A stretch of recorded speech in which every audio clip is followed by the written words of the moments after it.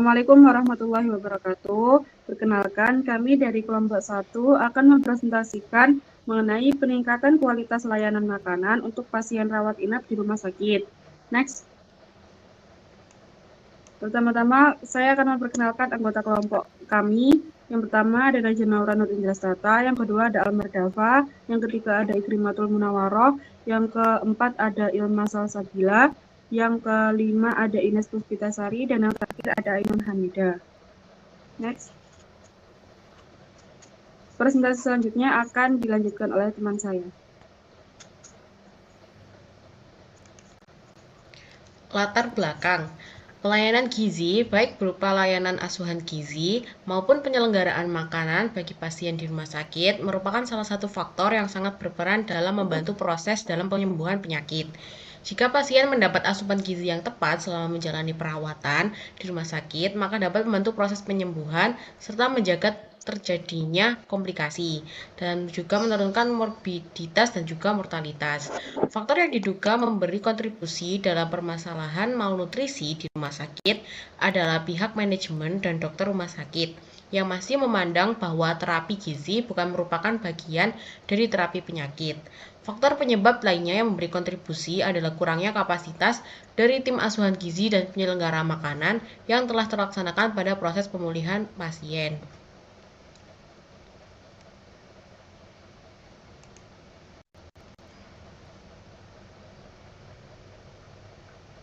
Manajemen penyelenggaraan makan di rumah sakit.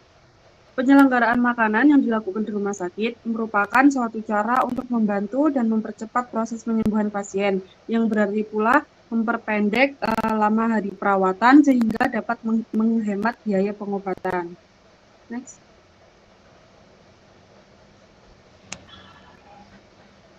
Adapun tujuan pelaksanaan peningkatan layanan makanan untuk pasien rawat inap di rumah sakit yaitu 1. Meningkatkan kepuasan pasien, 2. Mempercepat pemulihan pasien, dan yang ketiga mengurangi limbah makanan, yang keempat memenuhi standar kesehatan dan keselamatan, dan yang kelima memastikan keamanan dan kualitas makanan.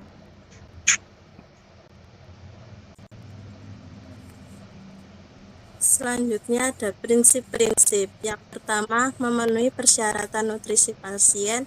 Yang kedua, menjaga keamanan dan kualitas makanan. Yang ketiga, meningkatkan prestasi dan rasa makanan. Yang keempat, meningkatkan pelayanan dan komunikasi. Dan yang terakhir, menciptakan lingkungan yang menyenangkan dan nyaman. Kemudian selanjutnya ada kebijakan pelayanan makanan yang ada di rumah sakit, yaitu yang pertama diatur dalam Undang-Undang Kesehatan, yaitu Undang-Undang Nomor 36 Tahun 2009 mengenai tentang kesehatan, yaitu undang-undang ini mengatur bahwa setiap fasilitas pelayanan kesehatan, termasuk rumah sakit, itu harus memberikan layanan yang memenuhi standar kesehatan, termasuk dalam hal penyediaan makanan yang aman dan bergizi. Kemudian kebijakan selanjutnya diatur dalam Peraturan Menteri Kesehatan, yaitu yang pertama Peraturan Menteri Kesehatan Nomor 32 Tahun 2013 itu tentang standar pelayanan rumah sakit, yaitu peraturan ini menetapkan standar pelayanan rumah sakit, termasuk pelayanan gizi yang mencakup penyediaan makanan yang sesuai dengan kebutuhan nutrisi pasien. Kemudian Peraturan Menteri Kesehatan Nomor 34 Tahun 2016 tentang akreditasi rumah sakit, yaitu salah satu elemen yang dinilai dalam akreditasi rumah sakit adalah kualitas dalam pelayanan gizi dan diet yang diberikan kepada pasien. Kemudian selanjutnya ada Peraturan Menteri Kesehatan Nomor 14 Tahun 2019, yaitu tentang standar pelayanan gizi di rumah sakit. Yaitu peraturan ini memberikan panduan tentang bagaimana layanan gizi di rumah sakit itu harus diselenggarakan, termasuk penilaian status gizi pasien, perencanaan menu, serta penyajian makanan.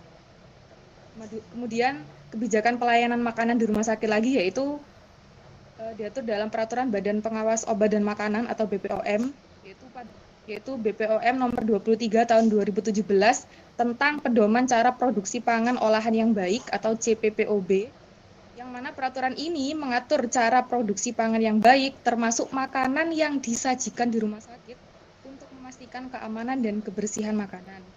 Kemudian yang keempat, pedoman teknis dan prosedur operasional standar atau SOP, yaitu yang pertama, pedoman teknis pelayanan gizi di rumah sakit, itu biasanya diterbitkan oleh Kementerian Kesehatan atau Dinas Kesehatan setempat, yang mana pedoman ini memberikan rincian teknis tentang pelaksanaan pelayanan gizi di rumah sakit. Kemudian SOP pelayanan gizi, itu setiap rumah sakit harus memiliki SOP yang jelas mengenai pelayanan gizi, termasuk proses pengadaan bahan makanan, persiapan, penyajian, dan evaluasi. Syarat-syarat MPM di rumah sakit. Yang pertama yaitu melakukan perencanaan dan pengelolaan menu yang sesuai dan bervariasi.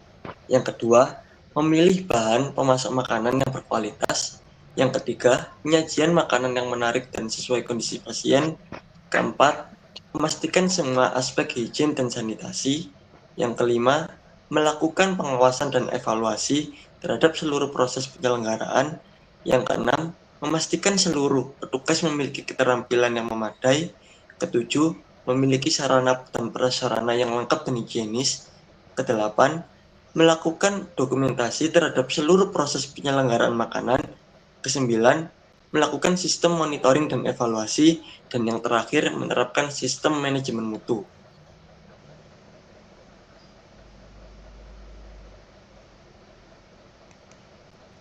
Selanjutnya yaitu perbaikan yang harus diperhatikan untuk rumah sakit.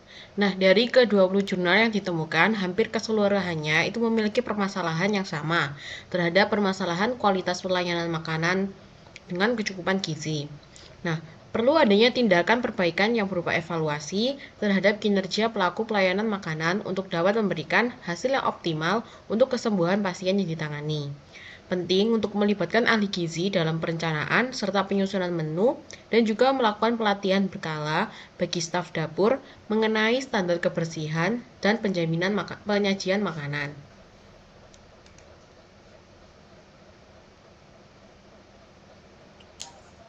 Kesimpulan, pelayanan gizi di rumah sakit, baik dalam bentuk asuhan gizi maupun penyelenggaraan makanan, sangat berperan penting dalam proses penyembuhan penyakit. Asupan gizi yang tepat dapat membantu mempercepat penyembuhan, mencegah komplikasi, dan menurunkan angka morbiditas dan mortalitas. Namun, masalah malnutrisi masih sering terjadi akibat pandangan manajemen dan dokter yang menganggap terapi gizi bukan bagian dari terapi penyakit, serta keterbatasan kapasitas tim asuhan gizi dan penyelenggaraan makanan. Untuk mengatasi hal ini, perlu dilakukan evaluasi terhadap kinerja pelayanan makanan, melibatkan ahli gizi dalam perencanaan menu, serta memberikan pelatihan berkala kepada staf dapur mengenai standar kebersihan dan penyajian makanan. Langkah-langkah ini diharapkan dapat meningkatkan kualitas pelayanan makanan dan kecukupan gizi, sehingga mendukung kesembuhan pasien dan mengurangi biaya pengobatan dengan memperpendek lama hari rawat. Sekian dari presentasi kelompok kami. Mohon maaf bila ada salah kata atau salah perucapan. Wassalamualaikum warahmatullahi wabarakatuh. Waalaikumsalam warahmatullahi wabarakatuh. Terima kasih.